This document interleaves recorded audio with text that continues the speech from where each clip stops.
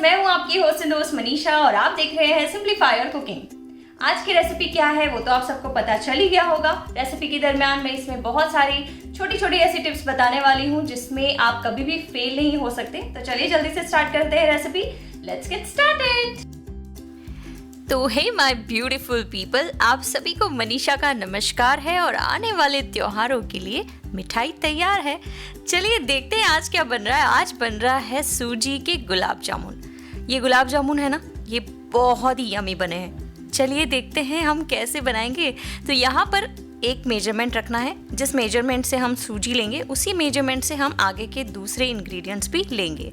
तो यहाँ पर मैंने 1 कटोरी भर के सूजी ली है। अब आपके पास ऑलरेडी जो बारीक वाली सूजी आती है वो अगर है तो आप वो ले सकते हैं, या फिर अगर मोटी वाली सूजी है जिसका आप उपमा बनाते हैं तो फिर आपको इसे थोड़ा सा पीसना होगा। तो इसे हम थोड़ा सा पीस लेते हैं, और पीसना इसलिए ज़रूरी है क्योंकि फिर आपको बाद में बहुत ज़्यादा मेहनत ना करनी पड़े। तो चलिए कहाँ मेहनत करनी है कहाँ नहीं करनी है सारी बातें डिटेल में बताऊंगी। हमारी सूजी जो है वो पिस के रेडी हो चुकी है, यानी कि इसका जो एक बहुत अच्छा दाना है वो फाइन हो चुका है। अब हम एक कढ़ाई में ये सूजी को लेंगे और इसे हमें करना है ड्राई रोस्ट। ड्राई रोस्ट यानी कि बिना घी या फिर बिना तेल के हमें इसे रोस्ट करना है। बहुत ज़्यादा रोस्ट करने की ज़रूरत नहीं है, हल्का सा रोस्ट करेंगे, बस इसके अंदर जो मॉइस्चर होगा वो निकल जाना चाहिए। तो यहाँ पर हमारी जो सूजी है वो रोस्ट होके रेडी हो चुकी है। लगभग इसे 2 से 3 मिनट के लिए मैंने रोस्ट किया था। हाँ, ध्यान रखिएगा कि जो सूजी का कलर है वो बिल्कुल भी चेंज ना हो। एक बोल में निकाल लेते हैं और अब हम बना लेते हैं शुगर सिरप। शुगर सिरप में इतने मेजरमेंट में यहाँ पर मैंने ली है 2 कप के करीब चीनी और उसके साथ लिया है 4 कप जितना पानी। यानी कि गुलाब जामुन की जब चाशनी बनाएं तो जितनी आप चीनी लेते हैं उससे डबल आपको पानी लेना होगा। सबसे पहले क्या करना होगा, शुगर सिरप बनाना वैसे बहुत आसान है, लेकिन इसका फर्स्ट स्टेप होता है कि पहले शुगर को मेल्ट कर दीजिए। जब शुगर मेल्ट हो जाए तो उसके बाद 2 से 3 अच्छे से बॉईल आने दीजिए। बॉईल आ जाए उसके बाद में डालिए इलायची, 1 पिंच जितनी इलायची डाली है मैंने कूट के, और उसके बाद 1 बॉईल ले लीजिए और गैस की फ्लेम को कर दीजिए बंद। तो हमारी शुगर सिरप बनके यहाँ पर रेडी है। इसे हम बाद में इस्तेमाल करेंगे। एक कढ़ाई में हम लेंगे यहाँ पर थोड़ा सा पानी। पानी को इस तरह से चारों तरफ फैलाएंगे। उसमें हम लेंगे दूध। जिस कटोरी से हमने सूजी ली थी ना, वही 3 कटोरी यानी 3 गुना हमें दूध लेना है जितनी भी आप सूजी लेते हैं। अब इस दूध को हमें हल्का सा गर्म करना है और उसके बाद जो रोस्ट की हुई सूजी है वो इसके अंदर मिक्स करनी है।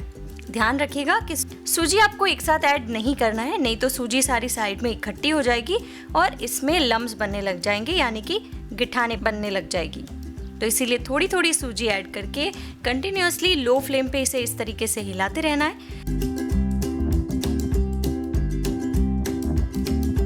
धीरे धीरे ये इस तरीके का फॉर्म ले लेगा। ये देखिए, बिल्कुल वैसे जैसे हलवा होता है ना, उस टाइप से। तो ये अभी काफ़ी लूज़ है, इसे हमें थोड़ा सा और चलाना होगा ताकि इसका एक जैसे डो होता है वैसी इसकी कंसिस्टेंसी आ जाए।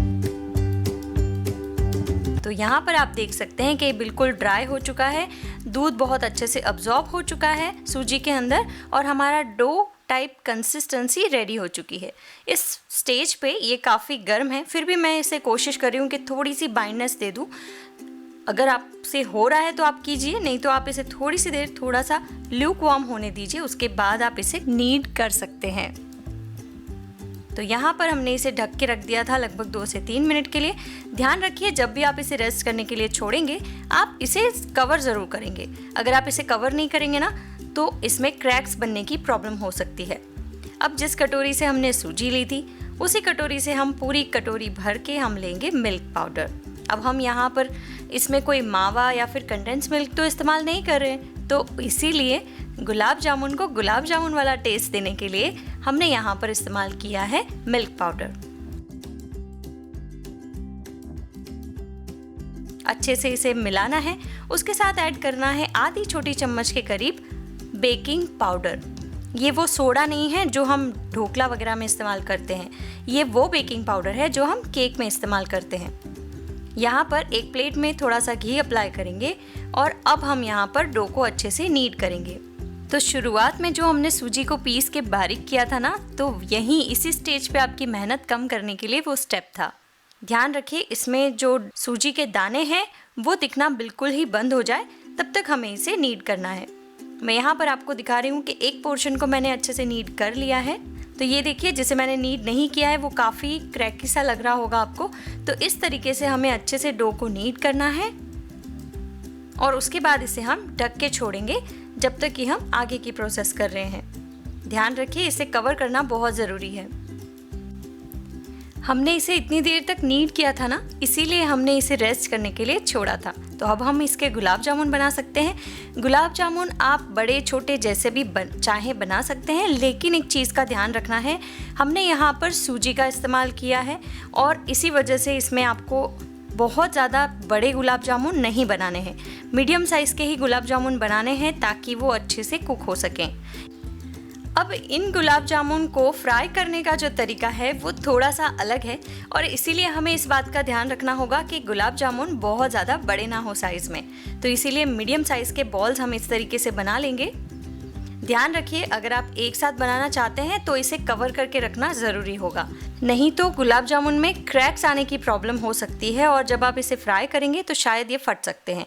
तो चलिए इन्हें फ्राई कैसे करना है बिल्कुल यूनिक तरीके से मैं बता देती हूँ। तो यहाँ पर एक कढ़ाई में हमने लिया है घी और इसे मीडियम हॉट हमने अच्छे से गर्म किया है। अब आपको ध्यान रखना है कि घी कढ़ाई में इतना हो जितने में गुलाब जामुन पूरा का पूरा डिप हो जाए। इस गुलाब जामुन की अगर कोई भी साइड खुली रह जाती है तो वहाँ से फट सकते हैं, क्योंकि हमने इसमें सूजी का इस्तेमाल किया है। दूसरी बात यह है कि मैं चम्मच से इस तरीके से घी को गोल गोल घुमा रही हूँ। उसका रीज़न ये है कि हमें तेल या घी को अच्छे से मोमेंटम में रखना है और उसी वक्त हमें इस तरीके से कंटिन्यूसली चम्मच को हिलाते रहना है तब तक जब तक कि गुलाब जामुन की ऊपर की सतह हल्की सी गुलाबी नहीं हो जाती। ऐसा इसलिए करना है क्योंकि हमने इसमें कुक की हुई सूजी का इस्तेमाल किया है और वो तले में जल्दी से चिपक सकती है। अगर हमने ऐसा नहीं किया तो गुलाब जामुन तले में चिपक सकता है और इस वजह से वो फट भी सकता है। तो इन बातों का आपको ध्यान रखना है सूजी का गुलाब जामुन बनाते समय। और ये देखिए कितना ब्यूटीफुल सा इसका कलर आया है। तब तक हम इसे फ्राई करेंगे और इसी तरीके से हम सारे गुलाब जामुन को फ्राई कर लेंगे और इसे हम ऐड कर देंगे चाशनी में।